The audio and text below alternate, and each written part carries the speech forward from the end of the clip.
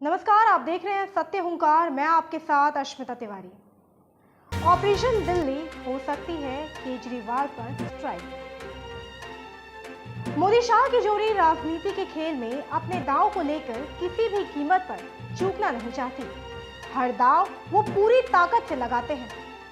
अगर उन्हें लगता है कि सर्जिकल स्ट्राइक की जरूरत है तो वे सर्जिकल स्ट्राइक करने से भी नहीं चूकते। पंजाब में अकालियों की बात करें या महाराष्ट्र में शिवसेना की, या बात करें उत्तर प्रदेश में बहन कुमारी मायावती की, वह मोदी शाह की जोड़ी की स्ट्राइक के सबूतों की गवाही देती है।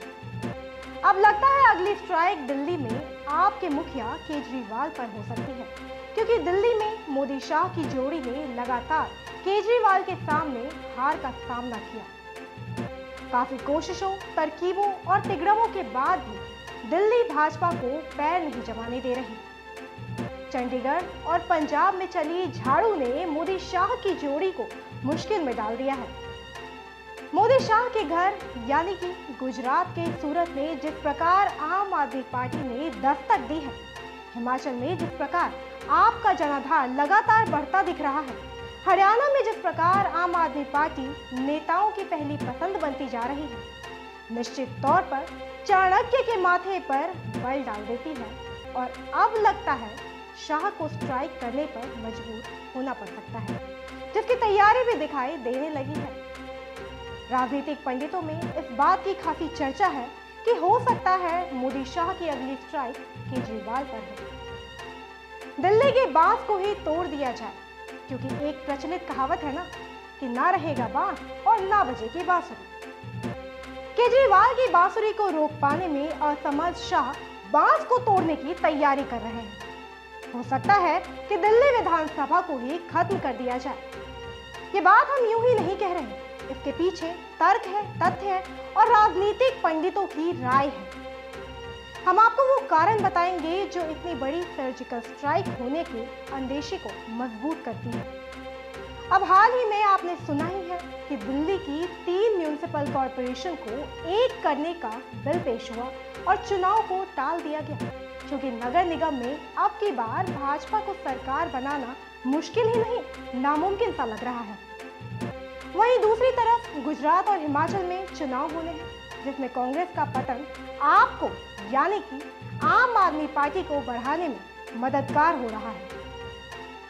आने वाले कुछ महीनों में कई राज्यों में चुनाव होने हैं। अगर इसी प्रकार आपका जनाधार और मोदी शाह की हार होती रही तो 2024 का किला ढह सकता है। वहीं अगर हम बात करें दिल्ली की, तो दिल्ली में एक निगम एक मेयर भी इसकी कहानी की पटकथा का एक पन्ना है। बीजेपी का ऑपरेशन आपका सबसे पहला कदम ही नगर निगम दिख रहा है। वहीं दूसरा कदम चंडीगढ़ के वो 16,000 कर्मचारी जिनको केंद्र सरकार के अधीन किया जा रहा है। वहीं तीसरा कदम दिल्ली सरकार।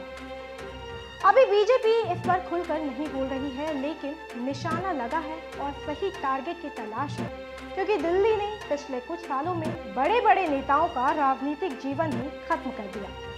कई अध्यक्षों को बट्टे लगा दिया, चाहे वो सतीश उपाध्याय हो या मनोज तिवारी। विजय गोयल जैसे नेता भी भाजपा को दिल्ली में जीत नहीं दिला पाए। भाजपा के पास संसद में प्रचंड बहुमत है। उसी के सहारे कहीं ऐसा ना हो कि दिल्ली विधानसभा को ही भंग कर मेयर के हवाले कर दिया जाए, जो मुख्यमंत्री के बराबर ही पावर रखेगा। आइए दिल्ली विधानसभा को खत्म करने का एक प्रमुख कारण आपको बताएं। इसके साथ साथ आपको बताते हैं कि दिल्ली विधानसभा के कुछ महत्वपूर्ण वो पहलू। 17 मार्च 1952 सबसे पहले दिल्ली की सरकार बनी। तब ब्रह्म प्रकाश दिल्ली के सीएम थे और दिल्ली के चीफ कमिश्नर थे आनंद पंडित।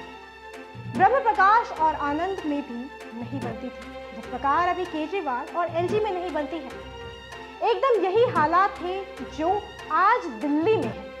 उस वक्त भी दिल्ली सरकार बनाम नेहरू सरकार हो गया था, जैसे आज दिल्ली सरकार और मोदी सरकार हो रहा है।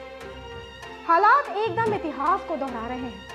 उसके बाद 1 अक्टूबर 1956 को दिल्ली विधानसभा को खत्म कर दिया गया, यानी 36 साल तक दिल्ली में किसी की सरकार नहीं रही, क्योंकि नेहरू नहीं चाहते थे कि दिल्ली में दो सरकार काम करे। 36 साल के इस समय में नेहरू जी रहे, शास्त्री जी रहे, इंदिरा जी रही, राजीव गांधी रहे। इतना ही नहीं, जनता पार्टी की सरकार भी रही, लेकिन दिल्ली में सरकार नहीं रही। एक और बड़ी बात ये हुई कि दिल्ली में 1957 में म्युनिसिपल कॉर्पोरेशन बनी, यानी आज की जो एमसीडी है उसकी नींव भी पड़ी थी। सबसे पहला चुनाव हुआ और दिल्ली एमसीडी का चुनाव जीता जनसंघ ने, जो आज बीजेपी है। यानी भाजपा की पहली जीत भी दिल्ली में सरकार बनाकर ही हुई, जो आज केंद्र में भारी बहुमत के साथ है।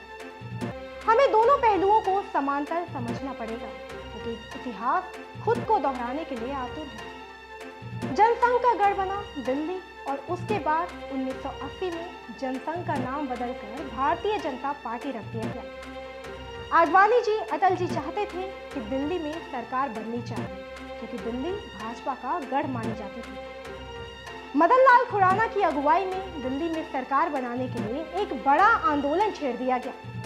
उसके बाद 1991 को एक बिल लाया गया और 1993 में मदन लाल की सरकार बनी, यानी एक बार फिर दिल्ली में भाजपा की सरकार बनी। 1993 से 1998 तक दिल्ली और केंद्र का टकराव बराबर चलता रहा, जिसके कारण भाजपा सरकार नहीं चला पा रही थी। बार बार मुख्यमंत्री बदलने पड़े। मदन लाल खुराना के बाद साहिब सिंह वर्मा, उनके बाद सुषमा स्वराज दिल्ली की मुख्यमंत्री बनी। 1998 में शीला दीक्षित कांग्रेस से सीएम बनी। तब से आज तक दिल्ली में भाजपा की वापसी नहीं हो सकी।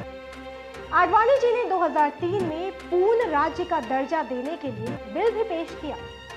वो चाहते थे कि दिल्ली में किसी तरह सरकार बने, लेकिन आज तक वह सरकार नहीं बन पाई। दिल्ली, जिसने भाजपा को जन्म दिया, जो देश का पहला गढ़ बनी, दिल्ली के लिए जिसने आंदोलन किए, सरकार बनाई, पूर्ण राज्य का दर्जा देने के लिए आंदोलन किया, वही दिल्ली भाजपा से दूर होती गई। आज वही दिल्ली की सरकार भाजपा के गले की हड्डी बनती जा रही है, और मोदी अमित शाह की जोड़ी गले की हड्डी को अच्छी तरह उतारना जानते हैं। यही राजनीतिक चाल, या यूं कहें चाणक्य नीति की चाल, विधानसभा दिल्ली को खत्म कराने का सबसे मजबूत कारण बन सकता है। अमित शाह किसी भी कीमत पर केजरीवाल की आप पार्टी को रोकना चाहते हैं, क्योंकि कांग्रेस खत्म हो रही है, जिसका विकल्प आम आदमी पार्टी में दिखाई दे रहा है। जबकि अमित शाह चाहते हैं कि कांग्रेस का विकल्प भी भाजपा ही रहे। इतिहास की पुनरावृत्ति इस बात का प्रमाण दे रही है कि दिल्ली में भाजपा लाने का एकमात्र विकल्प है कि बांस को फाड़ दिया जाए, क्योंकि ना रहेगा बांस और ना बजेगी बांसुरी। चलिए, राजनीतिक उठापटक पर हमारी नजर बनी रहेगी। आप भी चैनल को सब्सक्राइब कर लीजिए, ताकि आने वाली वीडियो आपको समय से मिल सके। तब तक के लिए दीजिए हमें इजाजत। नमस्कार।